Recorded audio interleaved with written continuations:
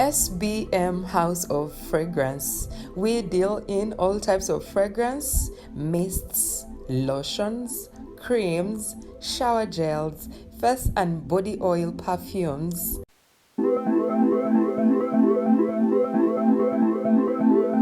Contact us on 07043 00645 or 078 599 1435. We deliver to your place of convenience.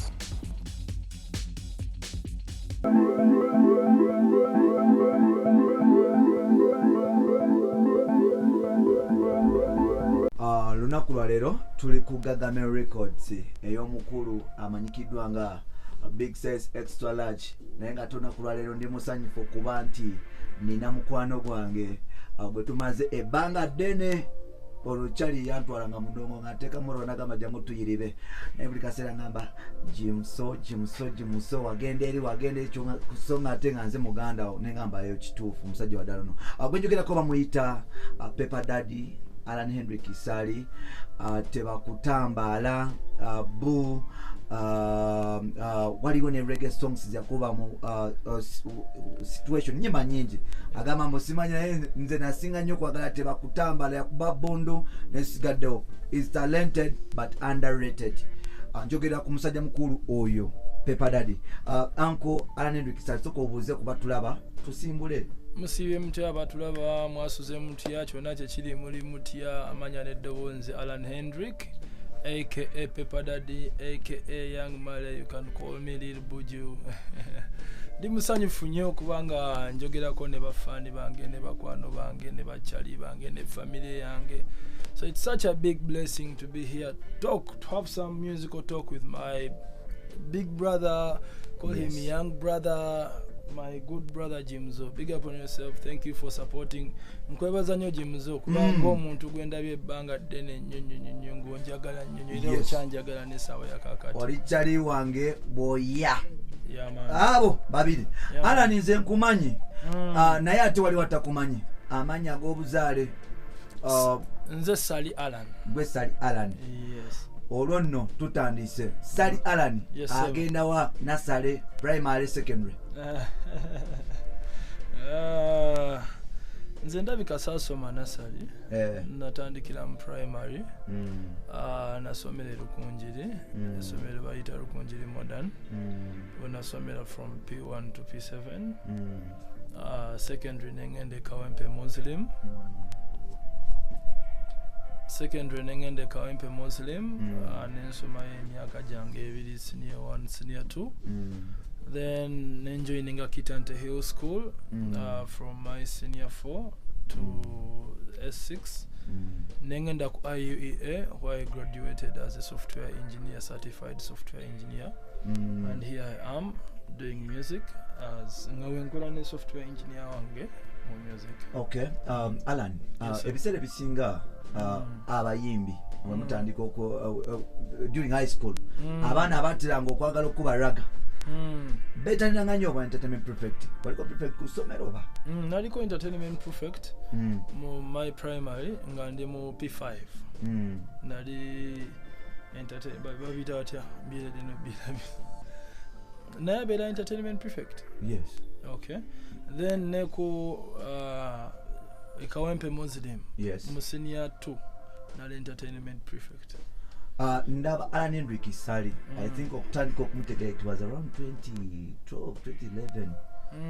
Wali wakayimba ke watao aba remix yakakuba. Yes, yali remix. Kayimba ke wasookerako bakayita batya? Bondo. Yes. Ne Bondo.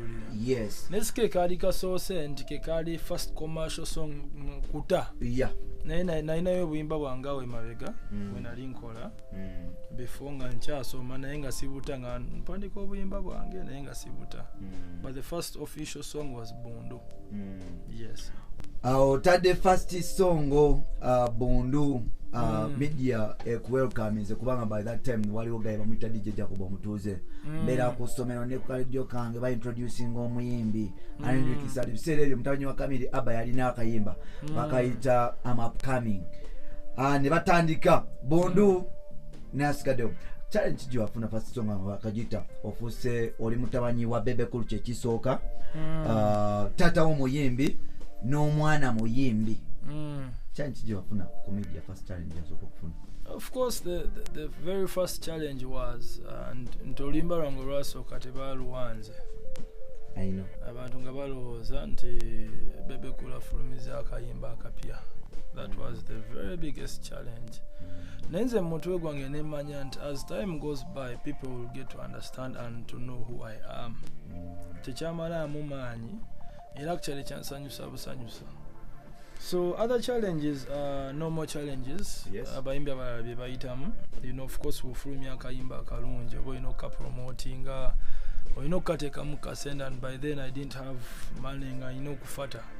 And I had to look out for social capital, people to work with. Olwo nga Bebe kulu Nga tabimanyi. ebyaddala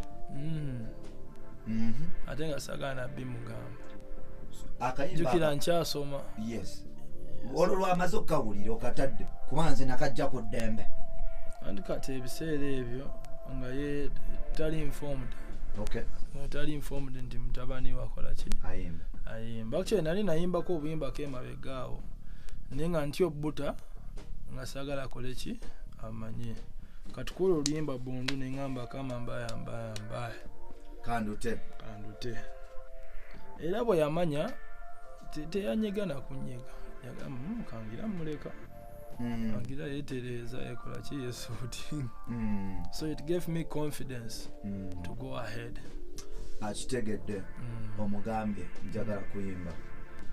Bigambo ki byasooka okugamba ng'olwedde amaze okwadimitinga nti nebekola ki sinze namugamba ngamba bye yakugamba ng'amaze okukkiriza nti kati azze teyangamba direct, just yasigala nga atunulira actions zange. What next, what move kichenzizaako. So by then we didn't have any talk about music. Our talk was always on school music, not music, of course about his music. Okay, telling me you need to see me do this, then you learn this and learn this, but our major talk was always about books. So otadde akayimba akasooka omukulu agambye nti akuignorinze kankite kuignoringa ogenze mu maaso okoze oluyimba olulala. So far tulaba politics mu industry abeeramu nti mutabani wa gundi bantu kikuwe nga wakatandika wasooka kama nti naye gonna akati oluyimba lwange naye laba banjogeredde kayimba kange biki ebyo. Like bantu kibasooka okuba nti olaba maybe abalina ne negative vibe n'abalina positive vibe emirundi ebiri bwoba ojjukira kayimba ako. Kyensinga okujjukira nti by then jjukira nali nkyasoma. Ate nga waliwo a lot of beef by then, nga waliwo beef wa nze ndi wa Chameleon, nze ndi wa Bebe Cool, nze ndi wa Bobi Wine. Nga ate nze nkyali mu ssomero nga it becomes hard for me to relate with people ba supporters bali abalala. That was actually my biggest challenge then. Tikyakunyiganga aba Firebase army. Jukira tuli mu ssomero. Ate nga mu ssomero mulimu ki groups camps nti bano bawagira ono bano. Ate nga nze musajja watu nze sibyendiko. I just want to develop myself talent wise. So far naye nze ebyo saabifaako. Nze ng'omuntu nasigala ku mulamwa ogwali ki kusoma. Era I remember by the time when ali Kawempe Muslim waliwo gayo omu nga ye just nga tanjagalirako ddala for the fact that nti yamanya nti ndiki oli mutanyi wa Bebe naye nga ate nze sibiriiko bisegedde. So that was the biggest hindrance nga nakatola oluyimba.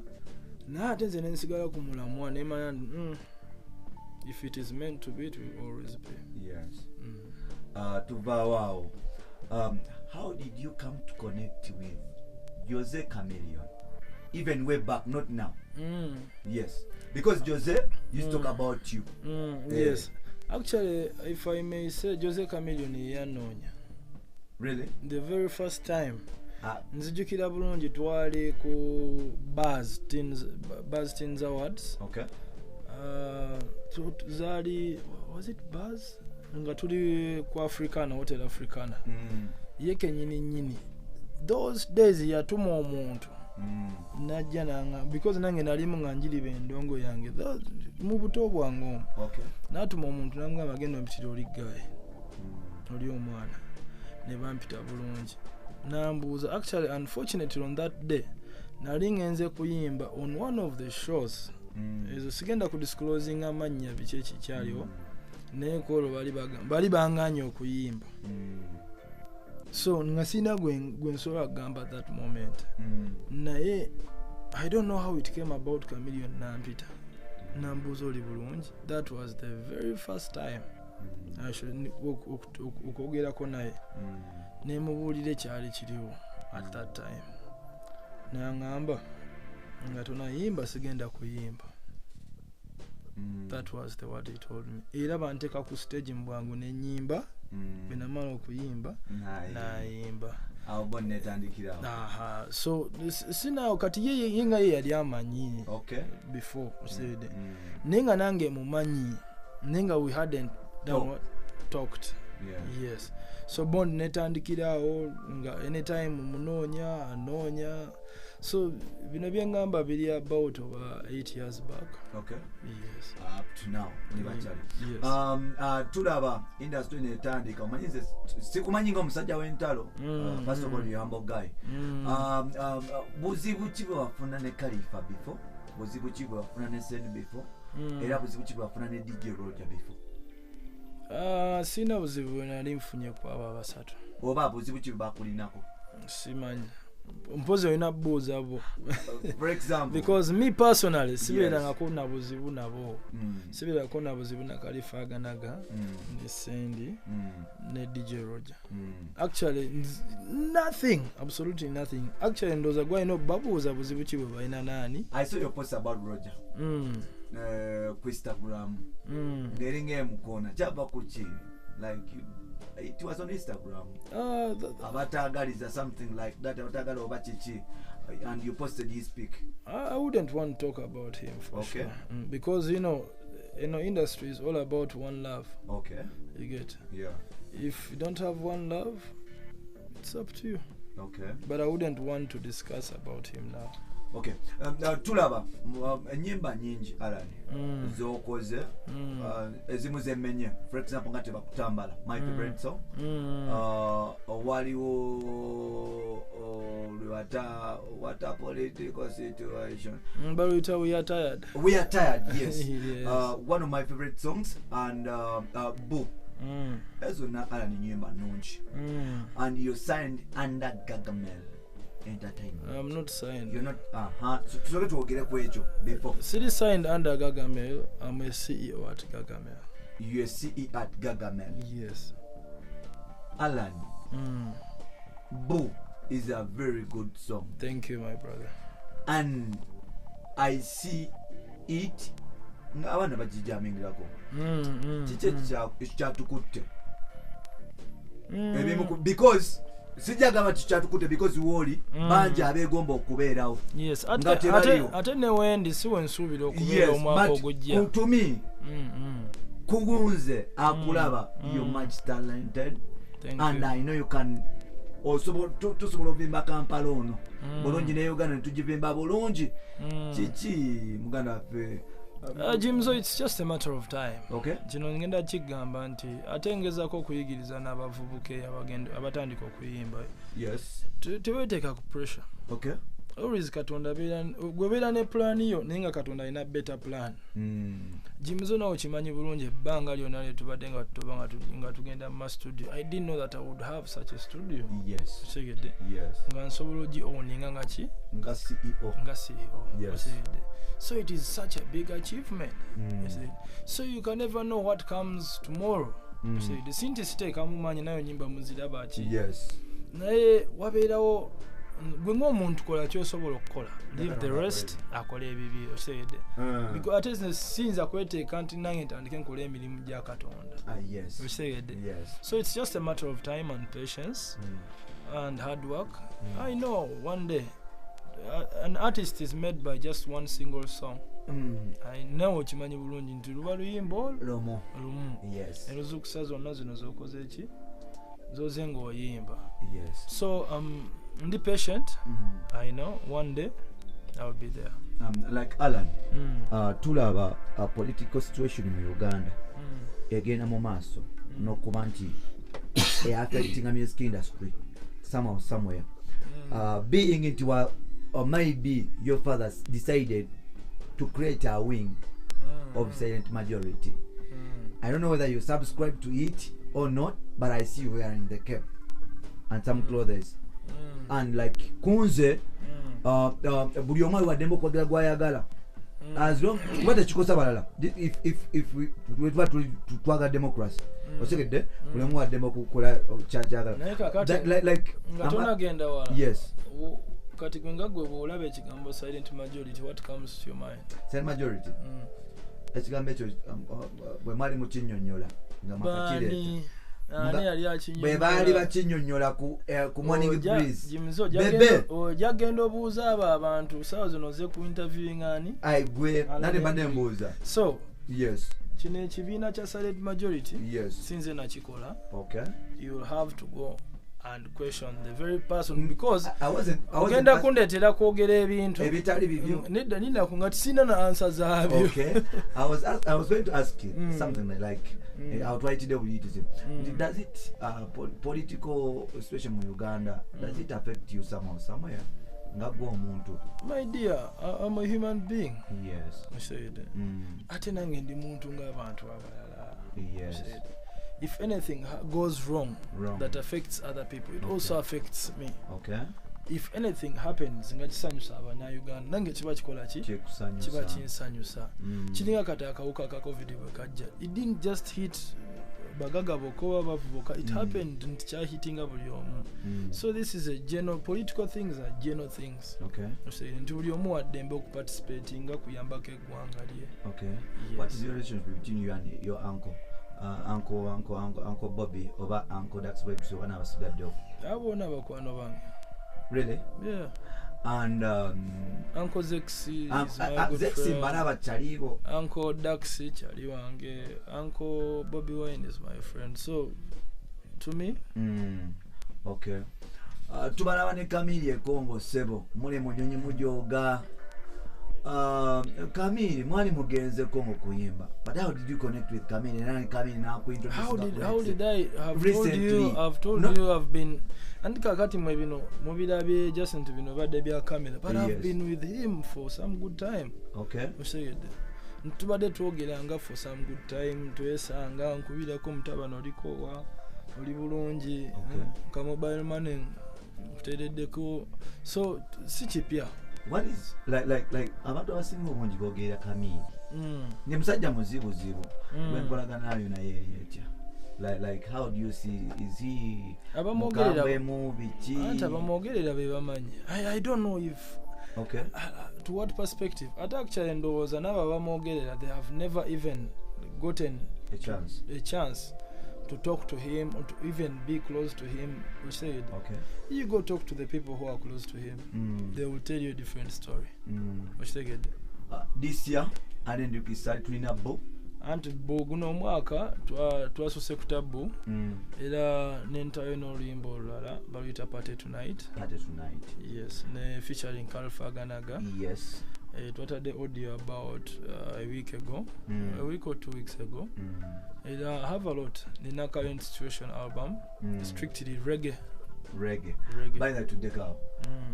Lwaki nze mu bayimbi ba reggae Uganda bambuza bayimbi kya bayimba reggae kati Allan Kwoli Wendi oba siriko Kwoli Allan Kwoli bwe bambuza nkugamba reggae bemanyi waliwo besimanyi naye bemanyi lwaki wasala okuchuzinga reggae? Reggae lives longer. Okay. And reggae spreads message and reggae ye music atagwako nti oluyimba lwa nyimba za Bob Marley yafadda nene nyimba ze sawa yakakati tukyasokola ki ozinyumirwa nenge nkyayagala okubanga mutabani wange wabazadde ne mutabani we ne mutabani wa mutabani we abakyasokola ki okwagala ennyimba zange zenakola ki. So I want to sing music that lives longer. Okay. Still I want to sing music that makes money. Okay. Okay. Amanyi nabyo byawukana abantu bakyataching out actually abantu but like they have put a lot of poison in our heads, making us think that reggae music doesn't make money. I want to test that and I see if it is really true. Njagendako mu lab eyo lab gye ndimu ey'okuyimba ki reggae music ndaba oba kituufu oba zijezi oba teziriyo. Wasalawo watusuubiza kolabo ne Kamiri, watusuubiza mwatusuubiza in fact sigwe weka Kamiri mwatusuubiza babiri era oba mwali ku TV yali ku TV n'atusuubiza n'agamba nze musanga nze mbeera mu bbala mbasanga babiri ne Kamiri ebiseera bino mutambula babiri. Olimba lwaffe ne Kamiri lwaddi anytime now it will be out. Ate olimba lwaffe n'omukulu anytime now guno omwaka go actually n'ennyimba zino twaziteekeka dda, so just mulinde bulinzi. The Salis and the Mayanjas. Yeah man. So ogamba obuseme muganda wange mwebale nnyo okubagira Allan Hendrick Pepper Daddy. Ndi musanyufu nnyo. Just I don't know how I can thank my fans, my friends. I will not disappoint you. Musically, I will not. I'm trying so hard to do my best and leave the rest for Jah. And all my fans, yes, all my friends, you can follow me on all social media handles, Allan Hendrick 256. Ate nja kwebaza ne team yange jenkola nayo. It's a very big team. Okay. My production team behind all those songs that you listen to. Ndasokerako ku ba producer banga ba producing enyimba zange. Inako Vat Beats, inako Ronnie Pro, inako Wani, a lot of producers on me. Eddie Wax yali ku video director w'enyimba zange ezo. Nja kwebaza abaana bali ku team yange, Isaac, Kwali, Gilbert, a lot of guys, thank you. And my Allan Hendrick team, awali omuwala omuyita Judith Chosimire yakyasinza okukola requests. N'abalala bonna mbebaza nnyo, mwebale nnyo, big up on yourself, spread one love, always one love. Jah bless, nobody curse. Lastly, Mr. Styles, Jah bless you always. Mr. Styles mukwano gwange nnyo. He's an artist who is behind my current situation album. Ate tulina n'ennyimba ze tukyakola. So at Gargamel we talk about Allan Hendrick. Yeah, big up on yourself. Okay. Mwebale kuba nti mutulaba mbadde n'omukulu bamuyita Allan Hendrick Sali, one of the talented artists believing nti newe mwagala oba temwagala tulina okujoga Kampala ne Uganda fenna, and I believe omuwagire musajja talina tabu ebirala mu byesonyiwe tugende ku positivity because one love yesinga kuba nti eweninga tuli ku Gargamel Records, Gargamel International mugirabaawo. Yeyo omukulu CEO mulamba gwe mbadde nayo nakulwalero bamuyita Allan webale kuba nti onkyazaako wano, webale tukyalirako. Yes, Katonda kunkuumire. Yes, ate webale okwagala Ugandan music. Gwomu kube n'akalaba almost buli muyimbi we Uganda akumanyi ate omumanyi. Thank you for supporting us. One love. Blessed. SBM House of Fragrance. We deal in all types of fragrance, mists, lotions, creams, shower gels, face and body oil perfumes.